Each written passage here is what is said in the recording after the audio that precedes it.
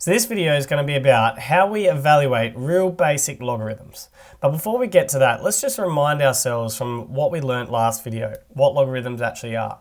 So if we've got this exponential of, let's say, a to the power of x, and that is equal to b, logarithms are another way of rewriting this. What we can do is we can rewrite this in logarithmic form, which is to say that our x value is going to be equal to the logarithm of our base, so the logarithm of a, and what we're looking for is this value of b, which is saying what power would I need to raise this base of a to, so what power would I need to raise this base of a to get the answer of b?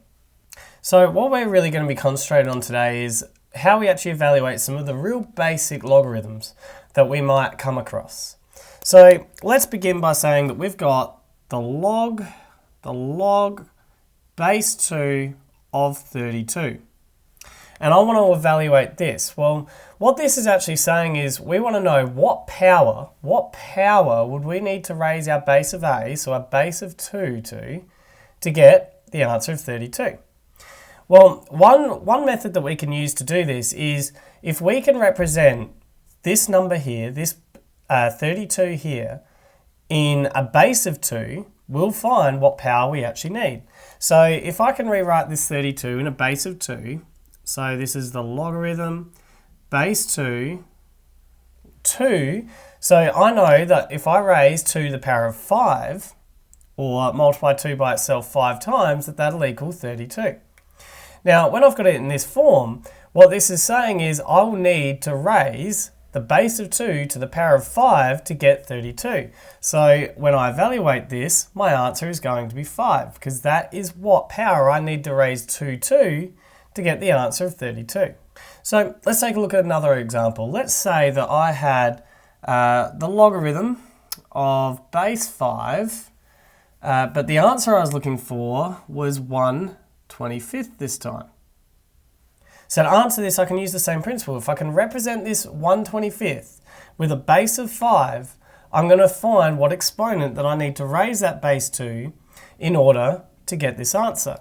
So let's try doing that. This is going to be the logarithm of base 5. And what I know is 1/25, well, 25 is the same as 5 squared. But 1 over 5 squared, we can rewrite it as a negative indices. So this is 5 to the negative 2. And now I've represented it with a base of 5, I know that the power that I'd need to raise 5/2 to get 1/25 is negative 2. So my answer here is negative 2. Let's keep going with this. Let's say I've got the logarithm base 10. Now, when we've got base 10, we don't actually need to write this base 10 here, and often we actually don't. So if we ever see that we've just got logarithm like this, we're assuming that it's base 10 at this point. Sometimes it's written, often it's not. So let's say I've got logarithm base 10, but this time I've got the cube root of 100. All right, so let's try rewriting this with our base 10. So if I was rewriting this, this is our logarithm of base 10. I'm just not going to write it here because I know that it's base 10. And first of all, I'm going to rewrite 100 with the base of 10, so that'll be 10 squared. But I've got to do the cube root. Now the cube root is the same as raising it to the power of 1 over 3, or that rational index. So I've got to still do the cube root of it, which is the same as the power of 1/3. Now I can use my index laws here very quickly to multiply these two together. So this will be equal to the logarithm of base 10 of 10 to the power of 2 over 3. And because I've now got it in a logarithm of base 10, I now know that I need to raise that base of 10 to the power of 2/3 to be able to get my cube root of 100. So the power that I'd need to do it to would be 2 over 3. So my answer here is 2 over 3 when I evaluate it. So I'm hoping you can start seeing the process that we're doing here. But let's just do one more. Let's just say I've got the logarithm base 2 this time. And we'll do this of 1 over the square root of 2. All right, so we've got logarithm base 2 of 1 over root 2. Well, to find this, let's rewrite this as a base of 2. So if we're rewriting this as logarithm base 2, now I know that this is going to be 2 to the power of a half.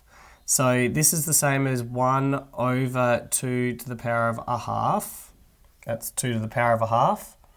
Which, if I now need to rewrite it with just base 2, that'll be a negative indices. So this will be the logarithm of base 2 of 2 to the power of negative a half. And now I've got it with the same base.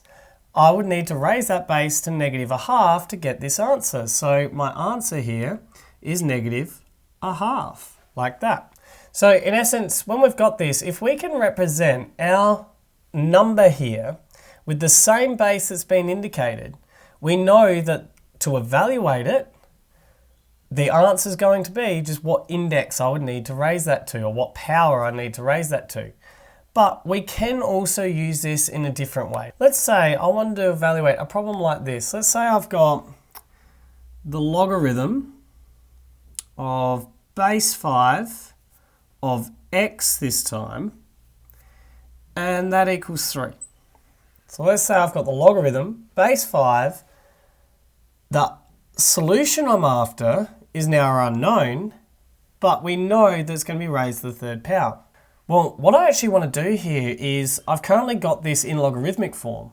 I want to rewrite this first in index form, and when I rewrite it in index form, that'll allow me to solve for x. So to make this easier for us, let's color code it the same way that we've got it here. So this part is the green, so that was equal to 3. In blue, we had the log of a, so that was log of 5. And in pink here, we had the b, which was x in this problem. So what we want to do is we want to rewrite it back in exponential form. So as I do that, my blue is going to be my base, so that's going to be that 5 there. And that's going to be raised the power of what's in green here, so that's that 3. So it's 5 to the power of 3. And then that's going to be equal to what's in pink, which is x. So you can see here, now I've rewritten it, that my x is going to be equal to 5 to the power of 3. Now we could have quickly got that by going, this is saying what solution, what number would I need when I've got a base of 5 that is raised to the power of 3. So if we do this base of 5 raised to the power of 3, we'll find that number that it's going to get. Now 5 to the power of 3 is 125. So therefore our x here is going to be equal to 125. So you can see here that we can use these principles here of when it's in exponential form or logarithmic form to help us evaluate real basic logarithms if we can get them in the same base.